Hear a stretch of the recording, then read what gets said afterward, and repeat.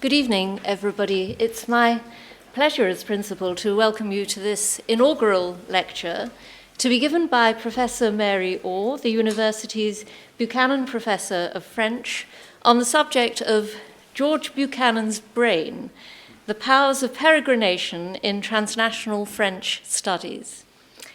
I shall say something first about George Buchanan, and then something about our distinguished speaker, Professor Orr.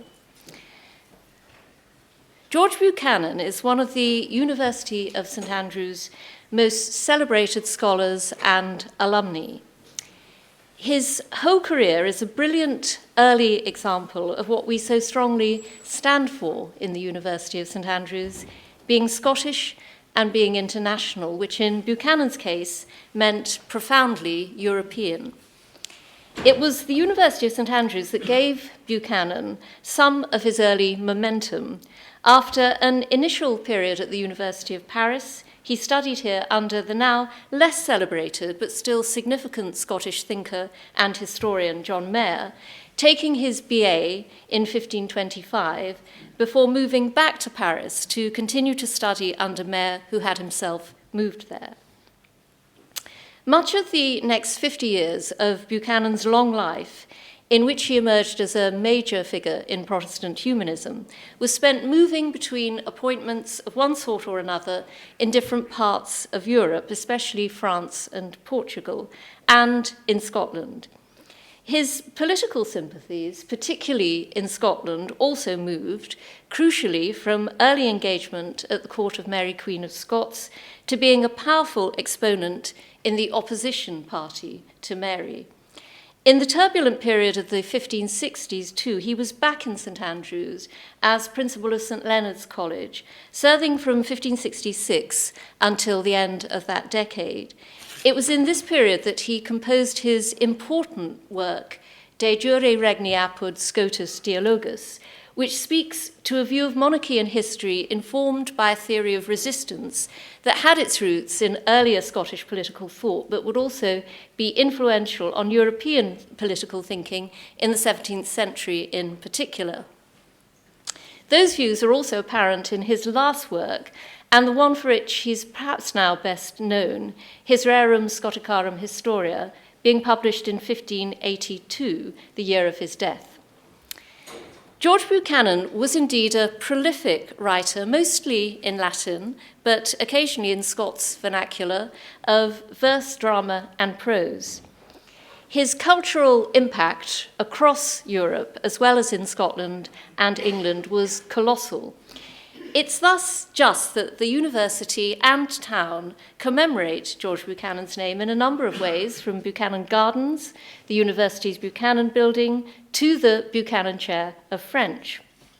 A previous holder of the Buchanan Chair was indeed I.D. Macfarlane, whose monumental study of Buchanan, called simply that, Buchanan, and published in 1981, remains a landmark work in the study of Buchanan scholarship. We should also be very proud that other landmarks in the appreciation of George Buchanan have been produced by current members of this university, especially Robert Crawford, Colin Kidd, and Roger Mason. Although not in this league, I think I can in this context mention the, for me, agreeable fact that my own first ever scholarly publication was also on George Buchanan. Now, with regard to the origin of the university's Buchanan Chair of French, instruction in French was given intermittently at St Andrews from the late 17th century. I lift that from the sort of thing you find on our web pages and in some of our archival materials. And I just love the idea of instruction in French being given intermittently, as if every now and then somebody was moved to break into French. But finally, a lectureship was instituted in 1892.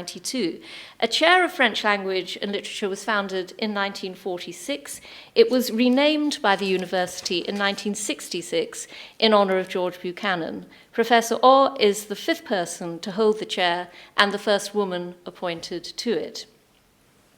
So now, our speaker tonight, Professor Mary Orr has herself, like George Buchanan, had a history of, to anticipate in rather more literal terms her own title, Peregrinations from St Andrews, but has abidingly returned to it.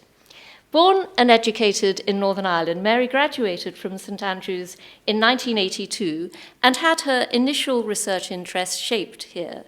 This was a vintage period for the university and for French studies, as contemporary with Mary as an undergraduate in French was our now senior vice principal Lorna Milne.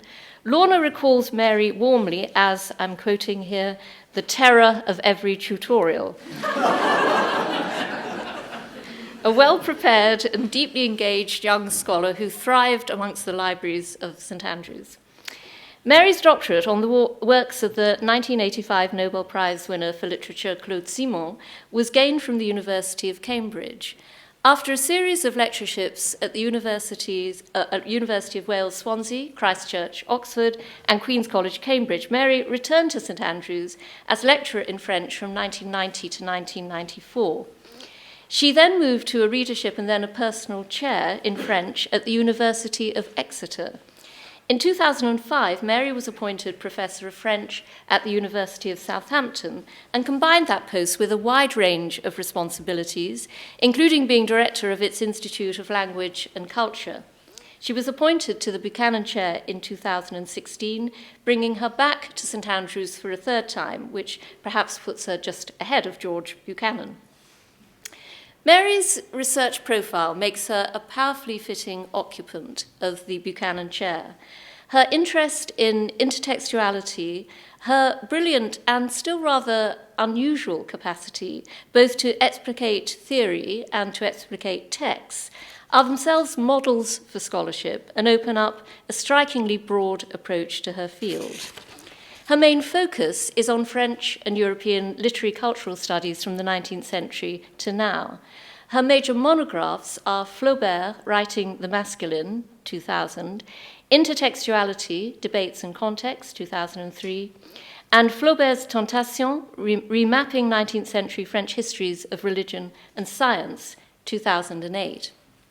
In all of these works, she very much practices what, in one of them, she advocates others to attempt: precise and passionate critical contemplation. Her intense, trenchant writing is an utter pleasure to read, as well as offering an intellectual challenge on every page. Mary is currently at work on the first monograph study of the 19th century English writer, translator, traveller, and naturalist Sarah Bowditch, a highly interdisciplinary project, and one part of the current focus on repositioning women in 19th century science that is both very timely and very welcome. Mary's breadth, range, and depth make her a compelling and committed supervisor of graduates and, as we will hear, an inspiring lecturer to students at all levels. So Mary's drive, her experience, her utter commitment, and her collegial spirit contribute so very greatly to this university. And I'm sure you, like many of you like me, occasionally put together your ideal across-history dinner party combination, and even on occasion, the dinner party placement. Mine would irresistibly contain in one corner of the table Principal George Buchanan and Professor Mary Orr. I'm sure they would be inseparable. Now, speaking of hospitality, after the lecture, the Dean of Arts will give a vote of thanks, and then you're all very warmly invited to a drinks reception being held on this occasion in the Arts Building foyer. So now it's my very great pleasure to invite Professor Orr to deliver, as Buchanan Chair, her inaugural lecture on George Buchanan's brain, The Powers of Peregrination in Transnational French Studies. Mary.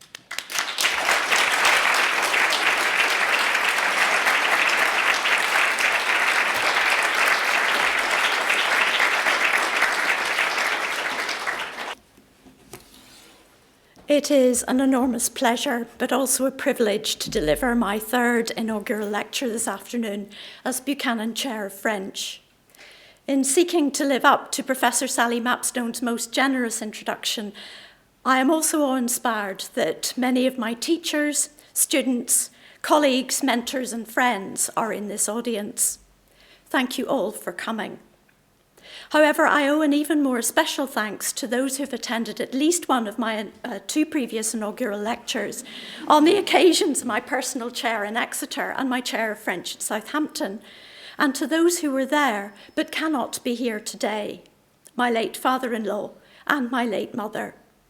In paying them heartfelt tribute for their love and support, I also remember 3 exceptional and inspirational women encouragers in UK French studies, the late Professors Jill Forbes, Elizabeth Falaise and Mary Bryden, who stepped alongside me at pivotal points of my richly winding intellectual journey.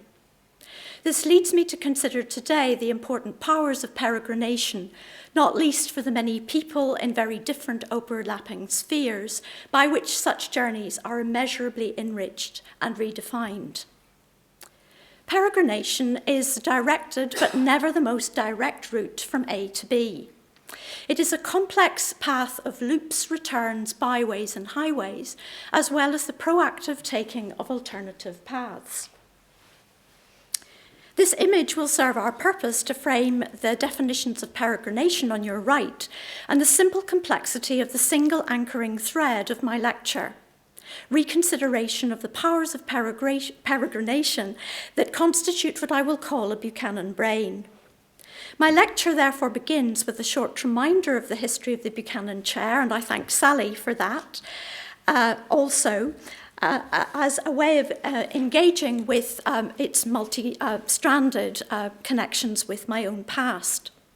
More importantly, however, the history of the Buchanan chair centrally highlights the intellectual trajectories of George Buchanan, for whom the chair is named. And although Sally has already said much about his wide-ranging corpus, what I am going to do today, because I am neither a Renaissance, Reformation or Neo-Latin poetry specialist, is to consider how 19th century French understandings of George Buchanan's brain importantly question how to view synthetic, multicultured and multidirectional minds, and question how such minds are formed and informed. Through exploration of the constant and unifying features and qualities of a George Buchanan brain, enabling his many powers of intellectual peregrination, I highlight 3 that have guided my own multi-stranded research: its adventures into writing, its intertextual journeys of discovery, and its excursions in interdisciplinarity. As the new Buchanan Chair of French, I will conclude by reflecting on how the intrinsic qualities of a Buchanan brain also vitally define and reshape 21st century French and modern language studies for their longer futures. Since time presses, here is my itinerary again for what this afternoon's peregrination will now take in en route. My extensive professional development as a professor since 1999 makes me only the more acutely aware of the particular responsibilities and challenges of being the newest Buchanan Chair in its long and distinguished history. And I am really honoured to be the university's first 20th century and first woman appointee to one of the oldest established chairs of French after that of Trinity College Dublin.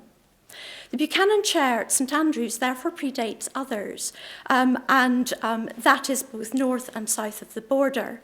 And it was set up, as Sally has also mentioned, to provide an overtly francophone focus for scholarship after the end of the Second World War. Uniquely among any of the chairs north and south of the border, and Scotland's other chairs of French, such as the Carnegie at Aberdeen or the Marshall Chair at Glasgow, the Buchanan Chair at St Andrews testifies overtly to Scotland's more ancient and enduring Francospheres, in being named, of course, for George Buchanan. And this was the portrait of him you've had in the loop from the beginning of the lecture. And I won't go into the biography here, which the principal so eloquently shaped for you. In celebrating the importance of George Buchanan as the inspiration for the Buchanan Chair at St Andrews for the futures of the discipline, I come to its 21st century responsibilities and challenges with 3 liberating advantages. The most obvious, as the first woman in its history, is to have the privilege of setting new precedents, and specifically for a more inclusive French studies. What the setting of new precedents does not mean, however, is ignoring or overtly breaking with the Buchanan Chair's illustrious male past. I can therefore better discern the 21st century remits for the Buchanan Chair through knowledge of its models and anti-models before me, because of a second liberating advantage. I approach the task with head knowledge of history that is further informed by empirical evidence, my lived encounter at St Andrews with 3 of its most recent incumbents. My immediate predecessor, Paul Valéry specialist Paul Gifford, was my head of department when I returned to St Andrews as a young lecturer in the early 1990s. And Paul's predecessor, the French Renaissance and 17th century scholar Anthony Levy, taught me Ronsard and Rabelais when I was a St Andrews undergraduate. And Levy's doctoral supervisor and predecessor Buchanan Chair, the St Andrews alumnus Ian McFarlane, was awarded an honorary degree at my MA graduation in the year marking the 400th anniversary of the death of George Buchanan. I cannot therefore disconnect the persons of these men from their professorial and pedagogical reputations, or separate the external international persona from their daily Buchanan building presence. As St Andrews students in the early 1990s in my honours module, Autobiography from Rousseau to the Present, discovered, biography and autobiography do not rest only on laurels, on publications, or on patrilineal patronage networks. No male Buchanan Chair predecessor has cooked dinner for his honours students or co-choreographed a course-themed act for the French student cabaret. And academic dress, as you will note in the top right corner, also covers other equally important parts of the self, as was the case here with our Strictly Come Dancing costumes. So my special thanks go to the star alumnus photographer and other star alumna performer on that night, who are also both present today, for allowing us a glimpse of how Buchanan's teaching ethos was firmly embodied in lifelong academic friendships founded on intergenerational knowledge exchange. As the latest Buchanan Chair, my most liberating advantage is therefore not to have been influenced, inspired, or promoted by the previous incumbents. Nonetheless, important ties of retrospective recognition and elective affinity connect my research interests and academic priorities to one predecessor in particular, and that is Ian McFarlane. His restitution and reinstitution of the historical George Buchanan speak to a differently inclusive model for what it means to hold a major academic leadership position, such as the Buchanan Chair, for the different reach of successors.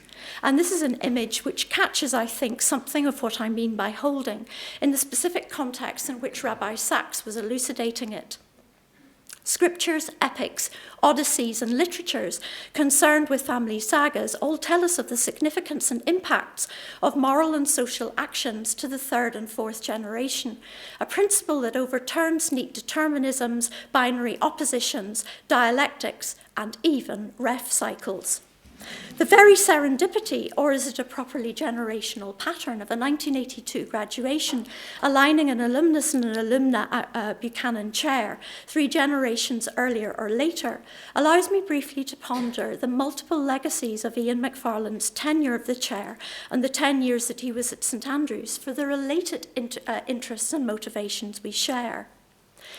McFarlane's doctoral work was not on Renaissance studies, it was in fact comparative on Paul Bourget and England. And Bourget, his dates are 1852 to 1936, was a popular but now largely forgotten 19th and early 20th century French novelist, poet and playwright.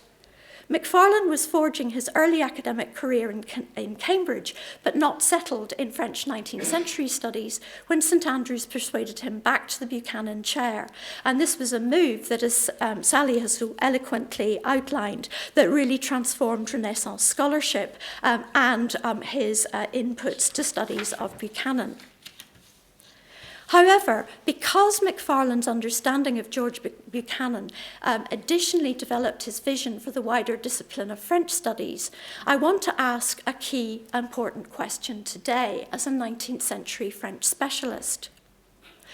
What was the issue of George Buchanan as a 19th century scholar, bringing something additional, extra to understanding the Renaissance. And I think it's because of the value of that thoroughgoing training as a long 19th century comparatist that he was keen to apply that knowledge by analogy in other fields. As a third-generational Buchanan chair after Macfarlane, and the first was specifically cross-cultural 19th century French research specialisms, I'm ideally placed to ask a potentially discipline-defining question. What was it specifically about George Buchanan for Macfarlane that was of such consequences for knowledge not only of Renaissance studies, but of French studies? And I'll just let you read Macfarlane's reply in print.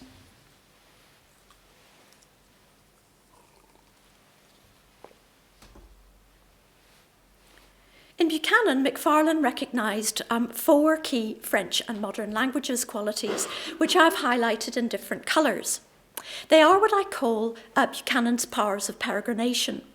First and most obvious is the importance of going abroad, literally and metaphorically, for intellectual and professional development. But this means more than travel to broaden the mind. Rather, the longer sojourn and immersive study at major seats of learning in different countries and cultures from one's own transforms the mind for engagement in a range of intercultural movements. Buchanan's mastery of Neo-Latin as their international lingua franca had, of course, provided the necessary medium for demonstrating his impressive acquaintance with European humanism through his prowess and renown in different written forms, plays, some paraphrases, and poetry. The second, greater power, however, is to bring such knowledge and its expression back home for their further development in differently fertile soil. But this also means much more than taking personal advantage of the experience and knowledge one's peers at home do not have. Although Buchanan departed and returned to Scotland on several occasions before 1550, his greater transformational work was to return to Scotland for good, and for its greater political, constitutional and cultural good in 1561. He was 55. His third power of peregrination, his impressive acquaintance with European humanism, could only come into its own when integrated with Buchanan's lived acquaintance with the European Reformation, to understand Scotland's place as a major international host for non-Scottish, non-Latin cultural ideas and forms that could be integrally part of Scotland's own. Buchanan's last works, which Sally has mentioned, are therefore virtuoso examples of intercultural mediation, regenerative adaptation, and ideological diplomacy, although they are usually classified as important political works. All of these, however, underscore the most important of Buchanan's powers of peregrination, multiple insider-outsider perspectives. His astute discernment of his times, the sentences in purple, to bring about a transformation for Scotland would have irreversible and lasting effects.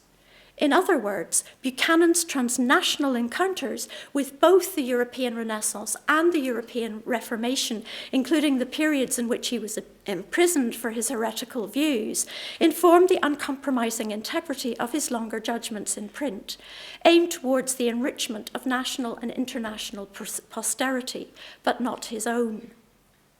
It is then not without paradox that the 500th anniversary celebration of George Buchanan's birth in 2006 addressed his indisputable contributions to Scottish history and Scotland's Neo-Latin poetry, the parts of Macfarlane's quotation here in red and blue, but not Buchanan's contributions to French or European humanism, the parts in green and purple. And the watershed volumes that have already been mentioned by Professor Roger Mason, Colin Kidd, and Professor Robert Crawford at St Andrews, those were all mapping onto the Scottish and historical side, but there was a distinct absence from Buchanan or other chairs of French in Scotland or UK studies, French studies UK-wide. It was also not without paradox that Stirling, Glasgow and Edinburgh universities all wanted their bigger piece of Buchanan in 2006 to rival St Andrews. But this had actually happened before, and more literally, of course. When Buchanan died impoverished in Edinburgh on the 28th of September 1582, no monumental stone safeguarded the later disturbance of the grave in 1623. This included the purloining by undisclosed means of Buchanan's incomplete cranium for a major admirer, another alumnus of St Andrews, the Reverend John Adamson. And Adamson had just become Principal Regent of Edinburgh University in 1623. And the cranium sat in Adamson's study until his death in 1653, whereupon it lodged in the library of the University of Edinburgh until 1817.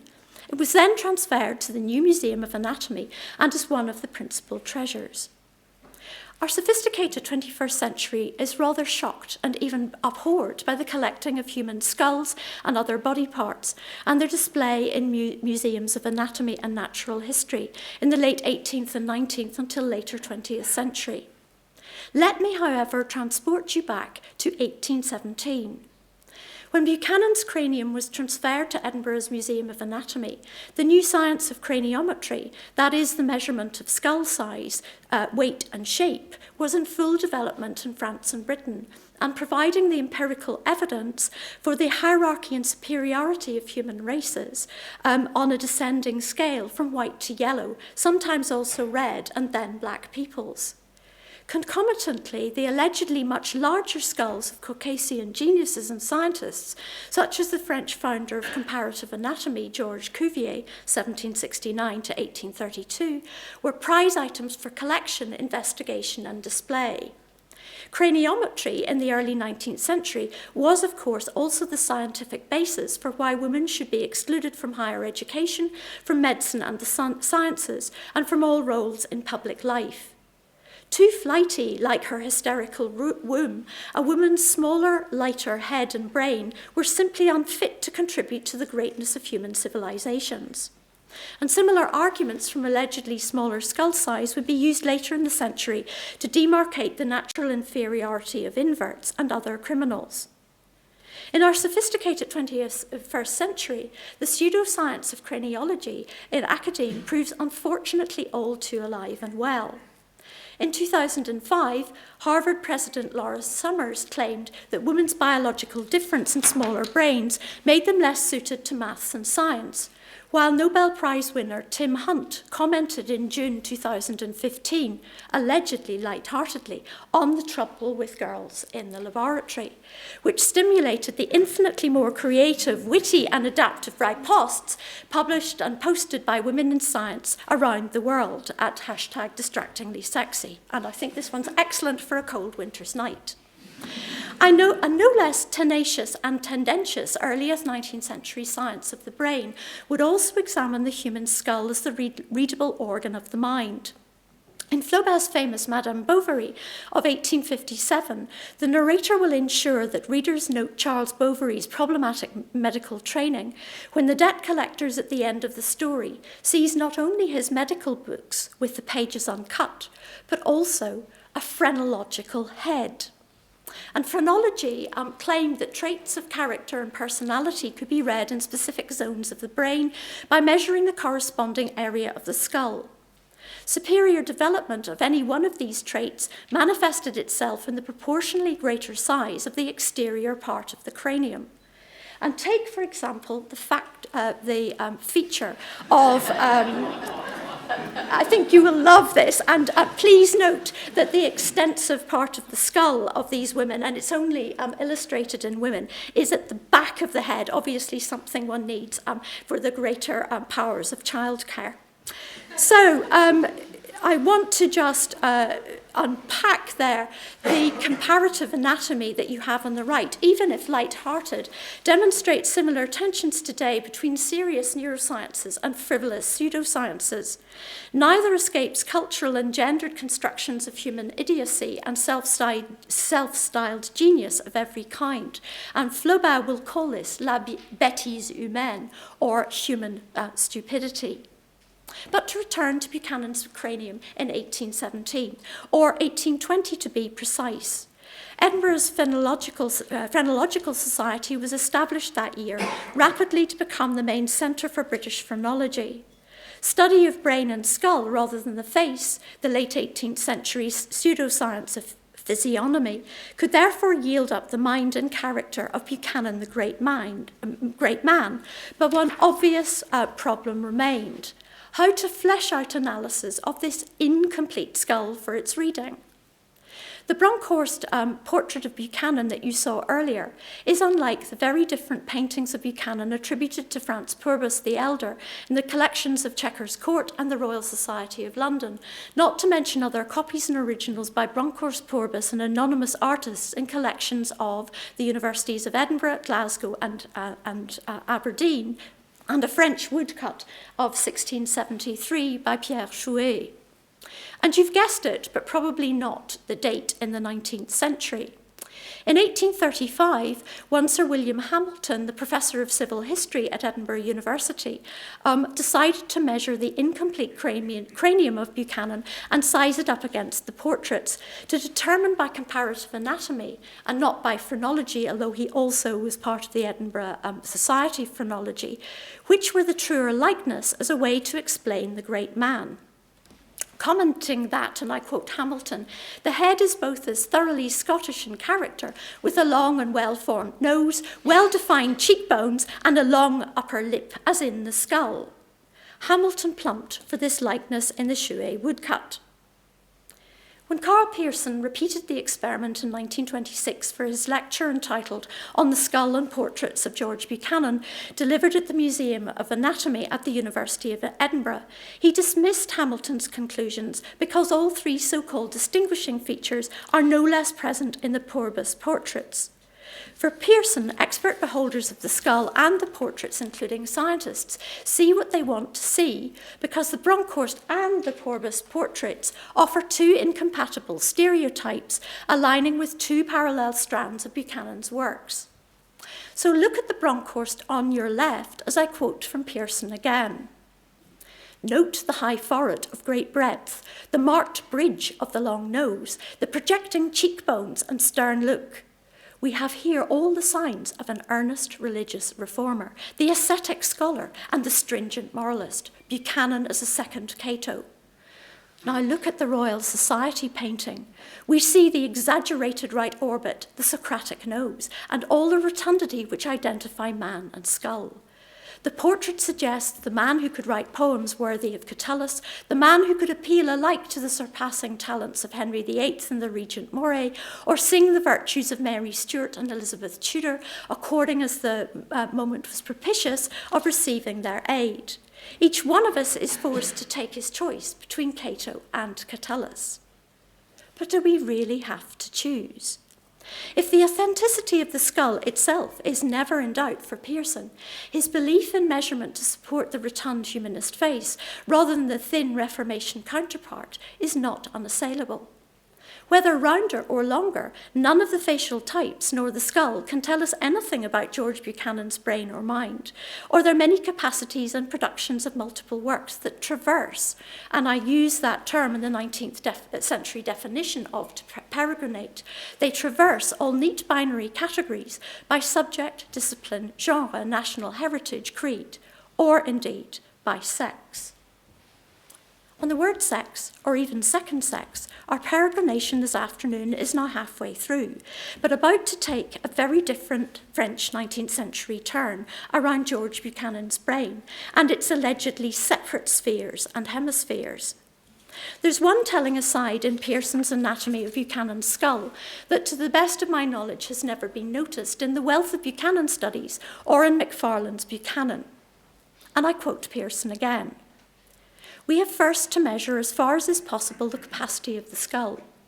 After closing the orifices, this was found by mustard seed packing to be 1,360 cubic centimetres, very small compared with the average English or either Sir Thomas Browne's or Bentham's skull. The skull, if small, is well filled in its round-headedness. There is nothing of the skull to suggest a long oval face. George Buchanan was certainly not a highbrow. Pearson was so taken aback by the result of the experiment that he checked his mustard seed measurements by a second empirical method. He inflated a bladder into the mature cranium space containing Buchanan's brain. The result? It was definitely very small. In this finding is my positive delight this afternoon as the newest and first woman Buchanan chair at St Andrews. I can now take the lid off and firmly take the lid off the unreconstructed, deeply ingrained and allegedly scientific ideas, equating great minds first with big heads, whether round or long, and Gustave Flaubert's on the right was in fact physically rather large and dome-shaped, and second with separate spheres, whether these are public versus private, science versus culture, minds versus bodies, or men versus women. George Buchanan's pivotal De Sphera of 1555, his unfinished and least discussed poetic work, because on the poetries of science, clearly suggests that there was no split in his small but well-filled brain, in its grasp of Renaissance, Reformation, and Copernican ideas. When it came to the new astronomy, however, Buchanan, the Renaissance and Reformation man, would still side with Ptolemy. Buchanan's Copernican blind spots therefore join the many blanks, whiteouts, and undecided elements in the grand narratives of history and culture, and between the lines of their text and other cultural productions.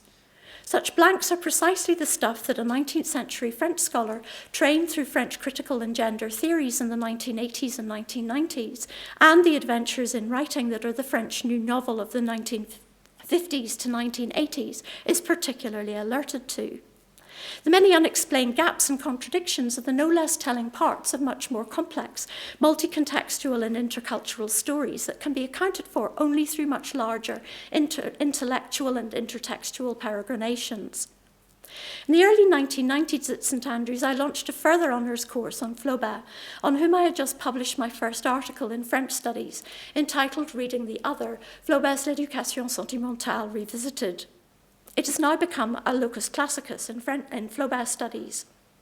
More importantly, for my own intellectual and professional journey, it set my compass for the much more richly winding intertextual exploration in 19th century French studies and Flaubert studies that is still very far from finished.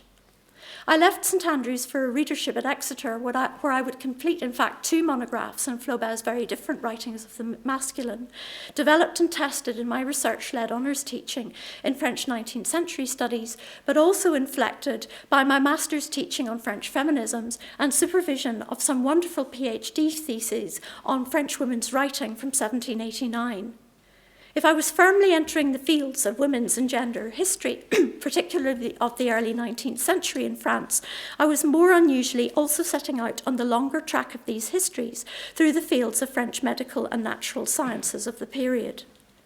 My study had in fact been sparked by Claude Simon's 1997 Le Jardin des Plantes, which I found I could not read solely as an adventure of writing for itself, with no outside of the text. Rather, the multi-contextual histories of the Paris Jardin des Plantes, where Simon clearly set his novel, sent me on a major new voyage of exploration of the many natural and unnatural worlds before and after the Revolution of 1789. And as a supplement to Richard Watmore's eloquent inaugural lecture in November, the supposed old change of 1789 in France's history is demonstrably questioned in the many continuities and circumnavigations of realpolitik in the Paris Jardin du Roi or Jardin des Plantes from 1780 to 1830. Why then, as part of that story, had I become so interested in Napoleon Bonaparte's 1798 to 99 Egyptian campaign? My main impetus was to write a first major monograph study in English of Flaubert's Tentation Saint-Antoine, a text which fictionalizes the historical St. Anthony the Great in the 4th century AD, but also firmly draws on 19th century French interests in Egypt. Because the Tentation is thought too difficult for undergraduate or master's students due to its arcane religious subject matter, it also remains the most under-researched in the vast field of Flaubert studies. To overturn both perceptions, I set out on an AHRC-supported research leave in 2004 to the Paris Bibliothèque Nationale and other archives to investigate Flaubert's immense library behind his text. When I took up my chair of French at Southampton in 2005, I would develop with colleagues in its Web Science Institute in 2009 an electronic visualization tool to teach Flaubert's fabulous Tentation to my undergraduate students. First, though, I had to complete this book to demonstrate how the text shuttles between and interweaves the comparative religious, philosophical, and scientific ideas of the time of the historical St. Anthony and their analogous comparative religious and scientific ideas in 19th century France under both Napoleon I and III. The single connecting thread of Flaubert's Tentation was therefore strikingly simple, but I was the first to notice and demonstrate it. Flaubert had meshed through the visions of his fictional protagonist Antoine the latest 19th century French scientific ideas of the Paris Jardin des Plantes, exemplified in the work of Alexander von Humboldt, Jean-Baptiste Lamarck, Étienne Geoffroy Saint-Hilaire, and Georges Cuvier, by means of a comparative anatomy of the religious heresies of the 4th century AD. In its 7 tableaux, Flaubert's Tentation therefore translates, recapitulates, and adapts fantasy and factual accounts of travel and exploration with mystery play and other dramatic genre into a hybrid metamorphosis of forms that does not separate the arts from the sciences, religions from the sciences, or modernity from its pasts, including geological. Antoine's final response in the text, être la matière, oh, to be matter, comes when he views microscopic single-celled marine life through a particle of silica in the sand outside his hermit's cave. My choice of cover image for this moment is of the single-cell marine foraminifera, Orbulina universa, which exists in fossil and living forms. These creatures lived and died in the extensive ancient shallow seas that later become limestones. By connecting the geology of St. Anthony's Egypt and Napoleon's Egyptian campaign and the fossil discoveries in the limestone quarries of Montmartre by Georges Cuvier and Alexandre Brognard, I understood Flaubert's intertextual joke. In the final tableau of the text, its many mythical monsters, such as the Sphinx and the Chimera, refigured the strange new fossil creatures that Cuvier reconstructed from a single tooth or bone by comparative anatomy. If I'm the first scholar to have made these geological and paleontological connections in Flaubert's work, I'm also the first to have noticed how its finale borrows extensively from Alexander von Humboldt's Cosmos. Only a vividly informed literary and scientific imagination such as Flaubert's can pull off the lucid and ludic in this work of virtuoso intercultural translation and adaptation. But it also takes a curious and cross-disciplinary 19th century French scholar to learn to catch him up. My brief account of the powers of intellectual peregrination here, my own and Flaubert's, follow the models of Buchanan, but I have as yet said little about how such powers are formed and informed. Immersive study abroad to bring such knowledge home to enrich cultural and intercultural dialogue cannot be undertaken quickly, lightly, or within short timescales. It takes perseverance, attention to contradiction and detail, as well as to bigger pictures, and the courage both to take risks in new territories and to follow one's convictions.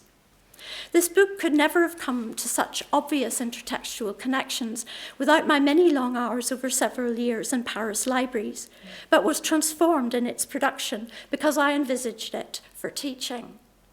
But the whole, like the fossil creatures that Cuvier would recreate by comparative anatomy, required a larger imagination, formed and informed by the arts and the sciences of lateral investigation and multi-contextual knowledge.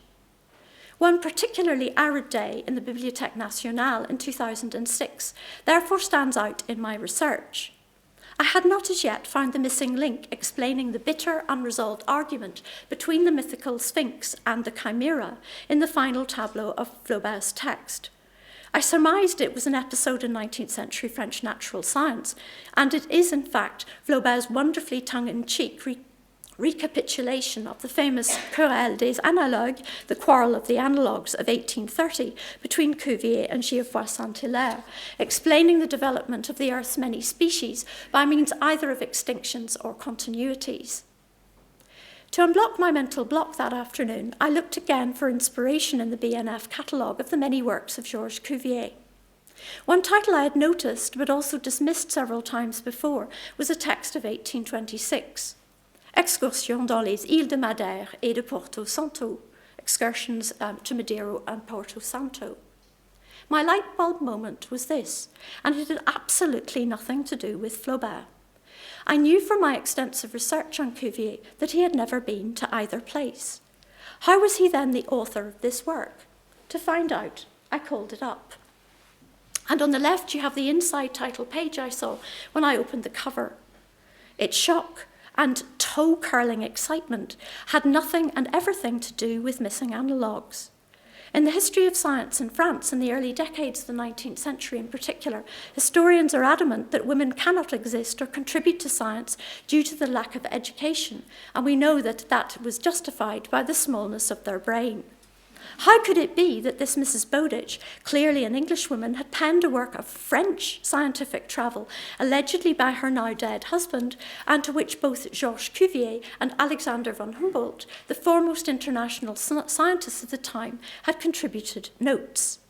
Had I just discovered in this text some wonderfully anomalous monster, in Flaubert's sense of the medieval impossibilia, in other words, a woman in natural science when none was thought to exist?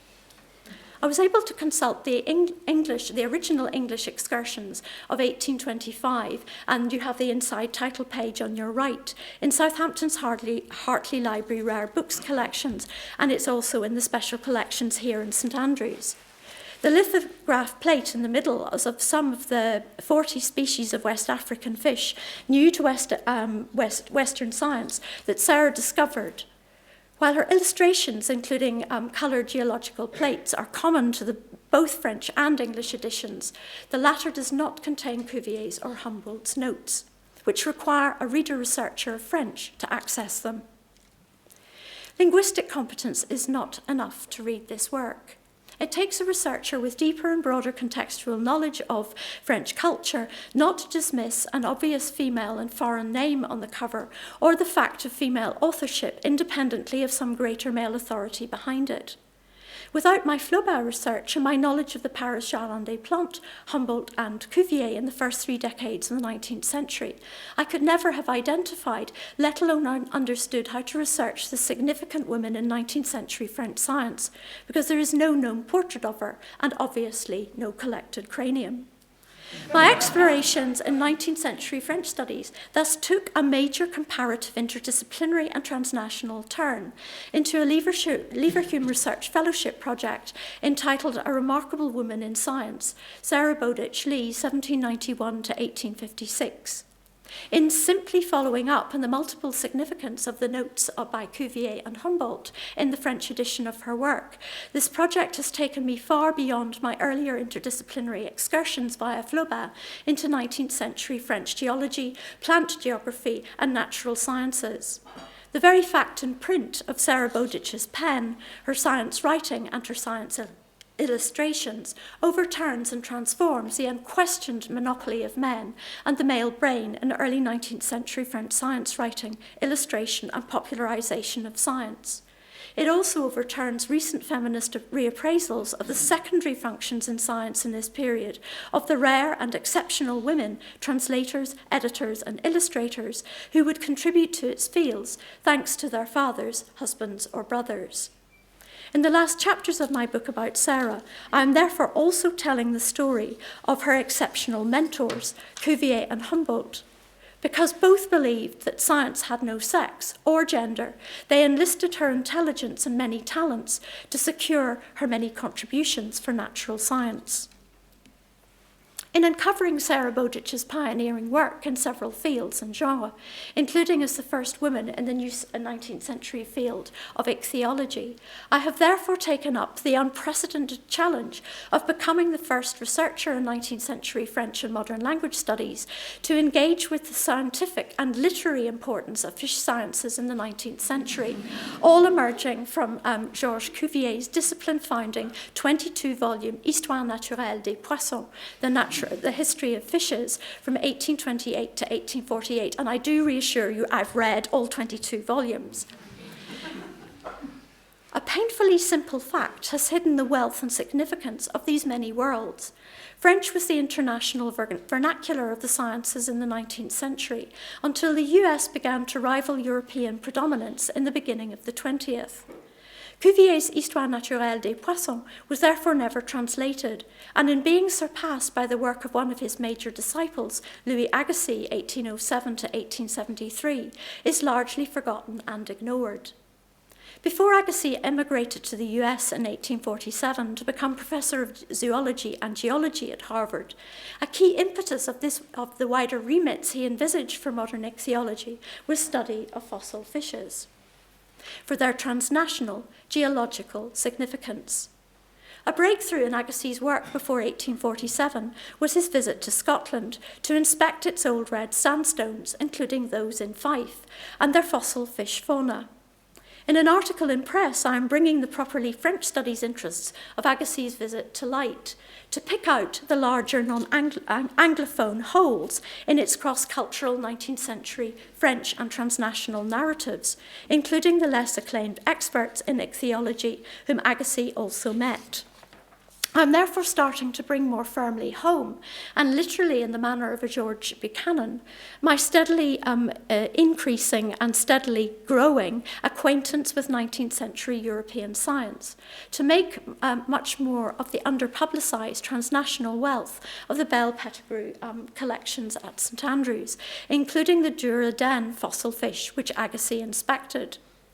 Rather unusually in the history of the Buchanan Chair of French, I've therefore taken students on my new honours module, 19th century French narratives of the sea, into the Bell Pettigrew to introduce them to worlds that are normally considered as outside the texts, canons and disciplines of the Buchanan building and modern languages, but which they have discovered are not so very alien or far away.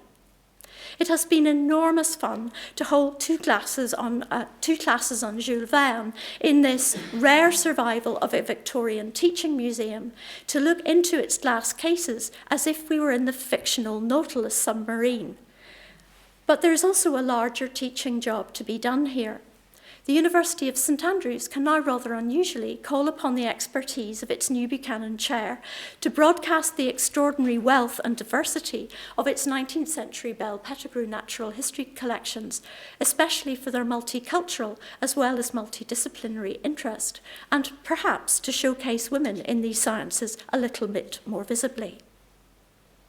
This snapshot this afternoon in my various 19th century French studies contemplations of George Buchanan's brain has allowed me to explore his many powers of peregrination as a model for research and teaching priorities in French and modern languages, to bring home the importance of their synthetic, multicultured and multidirectional fields that encompass many disciplines, texts, genre and difficult subjects. These priorities have made difficult works and remarkable cases in the 19th century French past the stuff that may inspire and engage similarly curious and adventurous minds of the future. How these minds can be formed and informed depends on where and what they view, and how they can be encouraged to take a differently Buchanan-building outlook and perspective on their studies. The image on the left represents our students on any day of the week. When I took the shot on the right last Thursday, also on my mobile phone, of the wonderful narratives of the sea Hugh Lorimer sculptures left and right of the main door of the Buck, not one of the student bystanders looked up to see what I was looking at, just as they also failed to do in the image on the left. That small but major shift in perception and apprehension of other possible worlds is potentially the stuff that makes the brains and brainwaves of the future. In George Buchanan, the embodied peregrinator constantly feeding his mind, we have a superlative model. Despite his very modest background, he saw a different way through languages to change his worlds for posterity that would have been impossible had he stayed at home. The same trajectory is true of Sarah Bowditch, setting her on a pioneering course via the Jardin des Plantes in Paris to make many contributions to natural sciences, despite always being outside their establishment aegis. My project about her has therefore taught me how to think afresh two things. First are our two narrow demarcations for French studies and modern languages research and teaching. And second are the powerfully transnational parameters and knowledge modern languages disciplines encompass, so that we can test the norms of national importance and how they are constructed, including what counts as discovery, innovation, originality, distinction, brilliance, greatness, intelligence, achievement, reputation, and even genius in the arts and the sciences. I was therefore struck in preparing this lecture by Macfarlane's evaluation of the ultimate quality of George Buchanan's brain, despite praise for its many exemplary powers of peregrination noted earlier. And I'll again just let you read what Macfarlane said.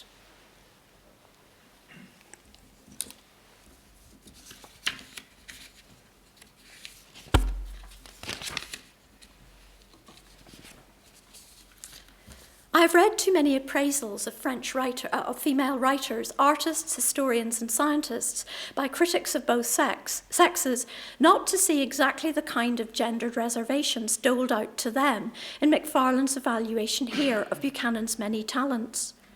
Buchanan is thus remarkable, with multiple qualifications that undermine his first-ranking positions. His accomplished and adaptive craftsmanship does not quite live up to originality of mind. His work is as a helpmeet, not as the primary agent.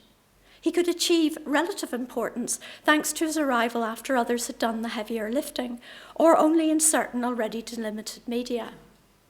Moreover, the many tensions in Macfarlane's calibration of Buchanan's mind contradict the some 500 years that have tested his enduring intellectual legacies. In challenging such modes of evaluation that feminize cultural achievement, I make a stand as the newest Buchanan chair for small but vital shifts in thinking. Originality, like science, has no sex. On the word sex, I now come to my final remarks.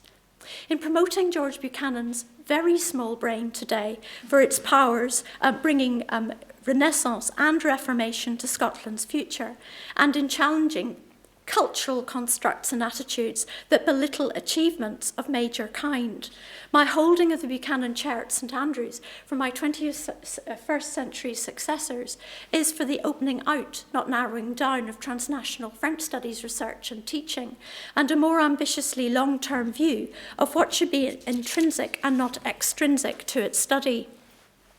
Alongside the many welcome curriculum changes since the 1990s that have ensured a greater diversity of French texts by gender and ethnicity, greater priority should now be given to the large subjects, corpuses, periods, movements, and figures in its fields as central to the learning experience of the St Andrews Languages student at all levels. To integrate these is to take up the responsibility of developing well-filled Buchanan minds that value curiosity, risk-taking, and courage to challenge prejudice and the tyrannies of false authorities.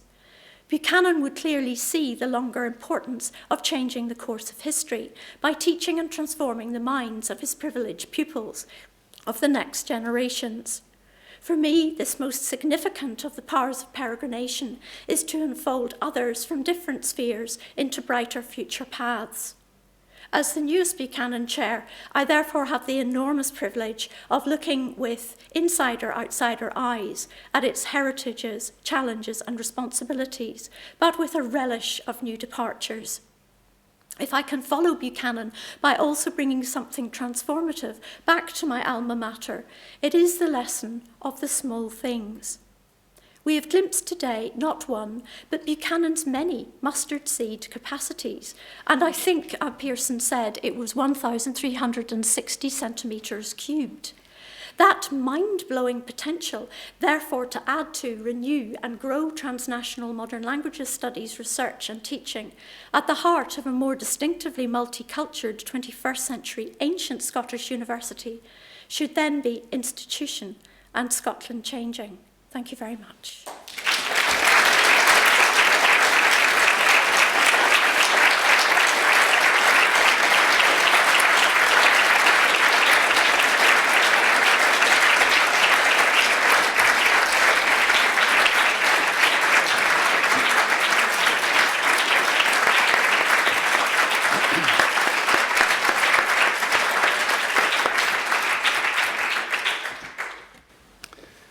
Well, it's my great pleasure to offer the vote of thanks to Professor Orr.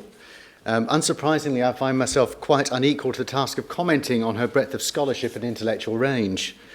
Fortunately, brain science has moved on, but I can truly say that her lecture made me feel that I'm possessed of a rather tiny mind, at least, in comparison. So I will focus on one theme in the lecture which, for me, really resonated, and that is the theme of tradition. Professor Orr has shown how our institutions and disciplines sit within the flow of tradition, but that we cannot just rely on what's handed down to us. Instead, we must engage with what has been given to us in a critical and reflexive way. Even while, like Professor Orr, we add new lustre to our picture of tradition, we must also expose the rot behind the gilded frame. In doing so, we can make sure that it's safely and sturdily held for future generations. It's something of an intellectual triumph to bring about this necessary change to our understanding while still helping us to feel connected to our heritage in a positive way. That is what Professor Orr has done today.